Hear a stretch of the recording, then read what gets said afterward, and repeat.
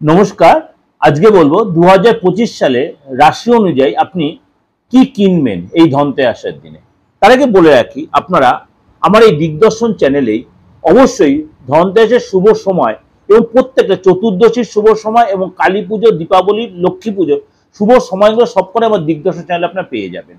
এবং এর সাথে সাথে রাশি অনুযায়ী কি দান করবেন সেটাও কিন্তু আমার দেওয়া রয়েছে। চলুন তাহলে আজকে জেনে নিই আপনার রাশি অনুযায়ী আপনি কি কিনবেন ধনতেরাসের দিন, সেটা আপনার জন্য কতটা সুইটেবল। সবসময় সোনার উপর যে কিনতে পারেন তা নয়, তো আজকে বলবো সোনার উপর ছাড়াও আপনি কি কিনতে পারেন। কন্যা রাশি, কন্যা রাশি অবশ্যই পুজোর সামগ্রী কিনতে পারেন। পুজোর কোনো ঠাকুরের কোনো বস্ত্র, ঠাকুরের কোনো সিংহাসন, ঠাকুরের কোনো পিতল কাঁসার বাসন, আপনি যা খুশি কিনতে পারেন, কিন্তু ঠাকুরের কোনো মূর্তি আপনি মেটালের কিনবেন। আপনি কন্যা রাশির লোকেরা সাদা ছোট হাতি কিনতে পারেন।